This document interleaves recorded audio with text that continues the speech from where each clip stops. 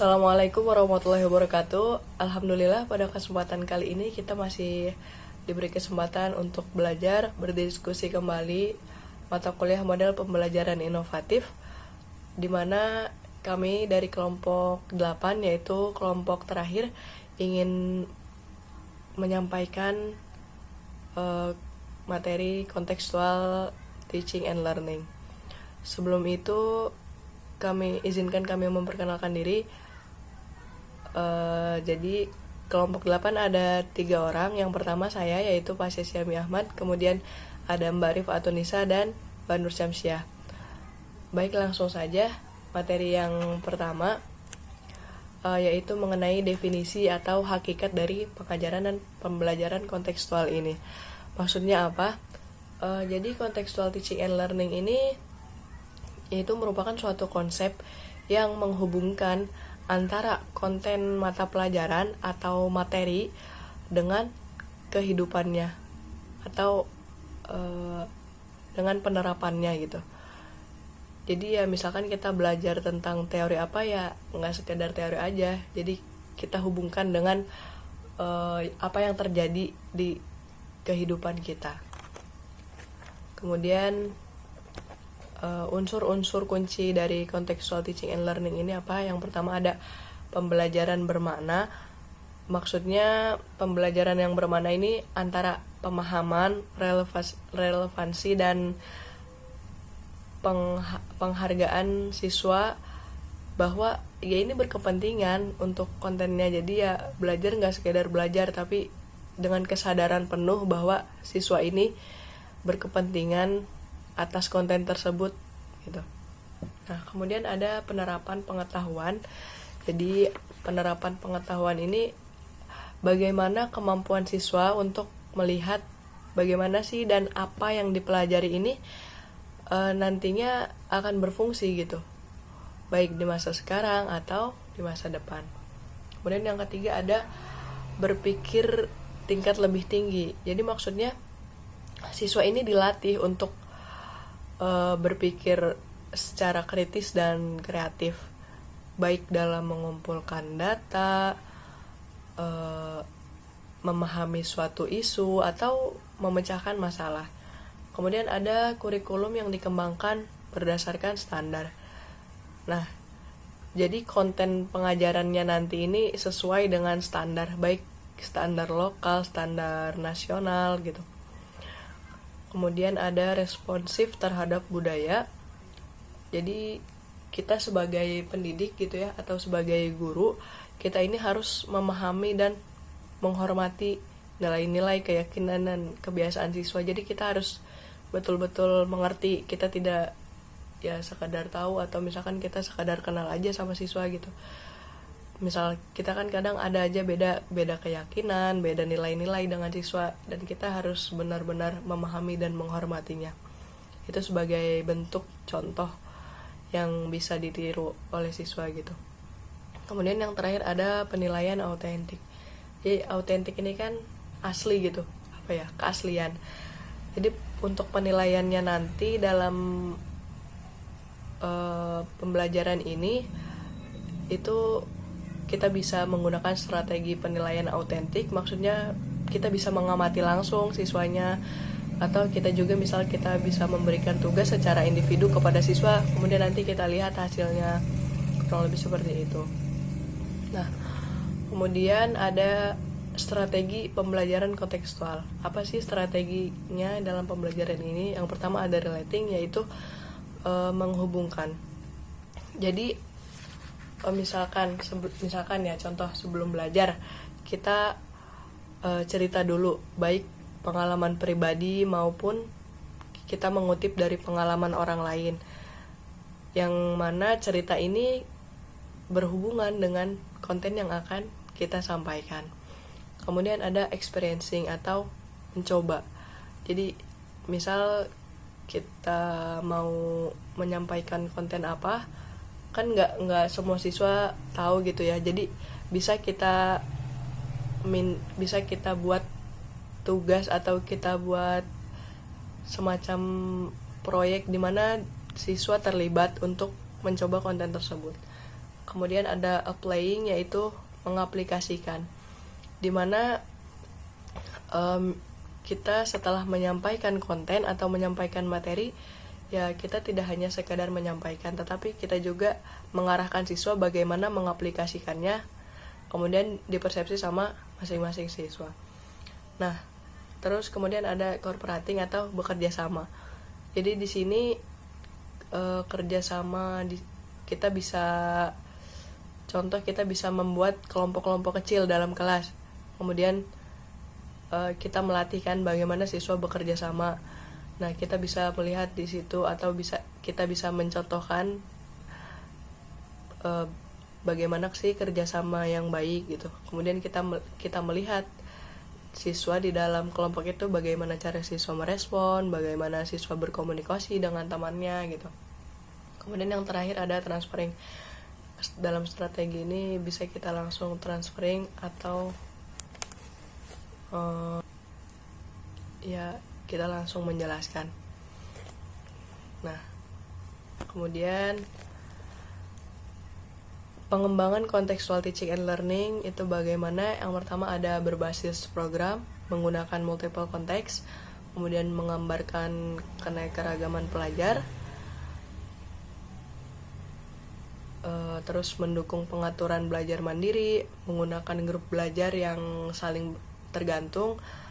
Contohnya tadi ya, membuat kelompok-kelompok kecil di dalam kelas, kemudian menggunakan assessment yang autentik. Tentunya dalam pengembangan ini tidak luput dari strategi pembelajaran tadi.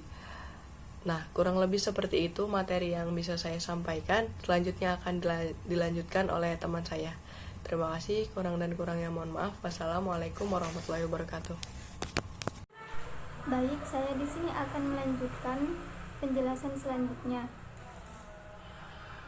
yaitu elemen dan karakter contextual teaching and learning.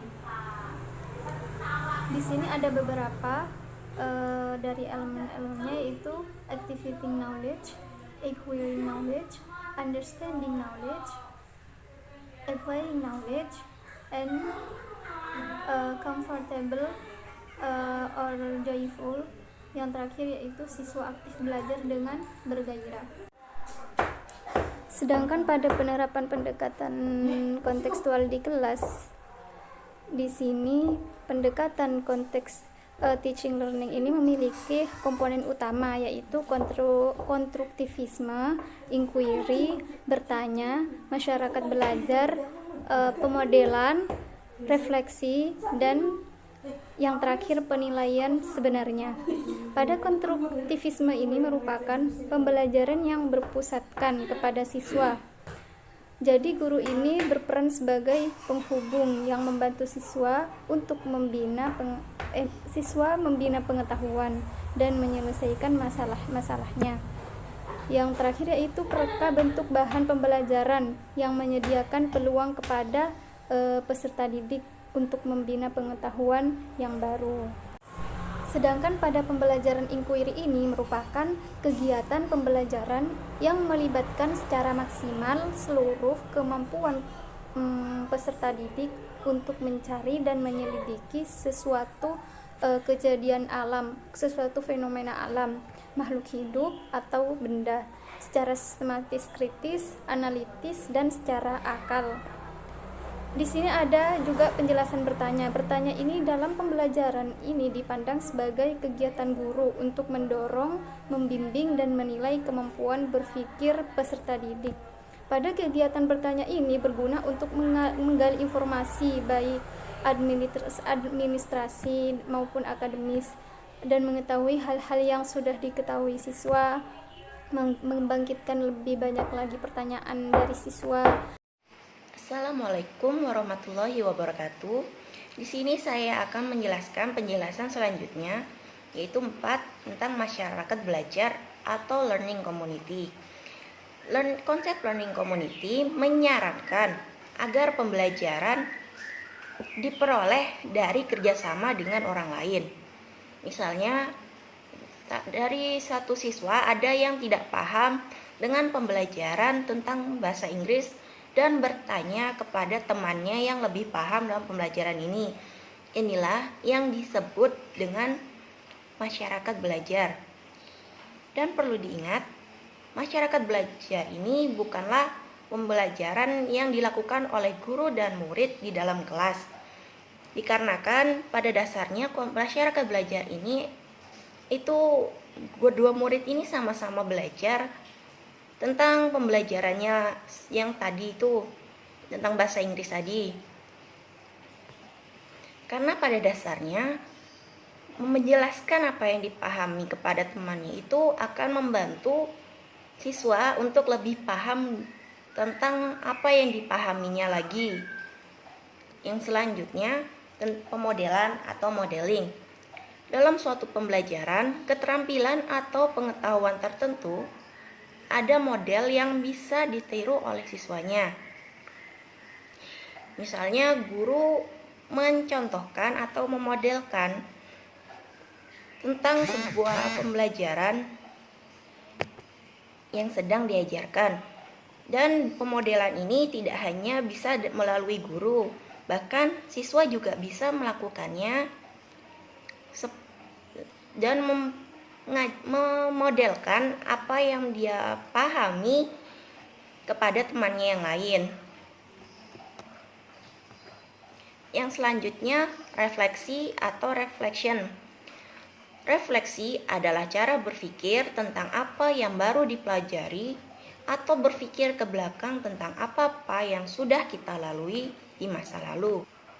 Jadi, dalam pembelajaran, siswa biasanya disuruh untuk merefleksikan lagi apa yang sudah dia pelajari dari pembelajaran yang sudah diajarkan, atau merefleksikan lagi tentang apa saja yang sudah dia lalui dalam proses belajar mengajar. Dan kunci dari semua itu yakni bagaimana pengetahuan itu mengendap di benak siswa. Siswa mencatat apa yang sudah dipelajari dan bagaimana merasakan ide-ide baru. Pada akhir pembelajaran, guru menyisakan waktu sejenak agar siswa melakukan refleksi. Realisasinya refleksi berupa pernyataan langsung tentang apa-apa yang diperolehnya hari itu, catatan atau jurnal di buku siswa, kesan dan saran siswa mengenai pembelajaran hari itu, diskusi, dan terakhir adalah hasil karya. Dan pembelajaran yang selanjutnya nomor 7 yaitu penilaian autentik atau authentic assessment. Karakteristik penilaian assessment adalah proses pengumpulan berbagai data yang bisa memberikan gambaran perkembangan belajar siswa. Gambaran perkembangan belajar siswa perlu diketahui oleh guru agar dapat memastikan agar siswa memahami proses pembelajaran dengan benar.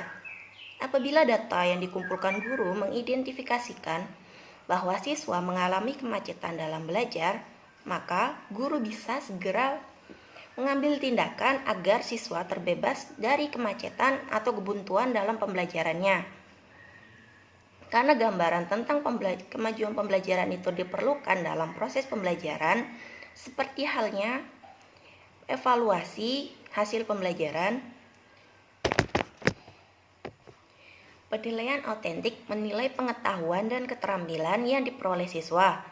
Penilaian tidak hanya guru, tetapi bisa juga teman lain atau orang lain. Karakteristik penilaian autentik adalah dilaksanakan selama dan sesudah pembelajaran berlangsung. Bisa digunakan untuk formatif atau sumatif, yang diukur keterampilan dan performasi, bukan mengingat fakta. Berkesinambungan, terintegrasi, dan dapat digunakan sebagai feedback. Baiklah, sampai di sini penjelasan dari kelompok kami. Kurang lebihnya mohon maaf dan terima kasih sudah. Baik, mungkin cukup sekian presentasi dari kelompok kami. Kurang dan kurangnya mohon maaf. Semoga bermanfaat, dan kalau ada komentar atau pertanyaan atau tanggapan, silahkan tulis di kolom komentar ya. Terima kasih teman-teman atas perhatiannya. Kami akhiri di sini. Wassalamualaikum warahmatullahi wabarakatuh.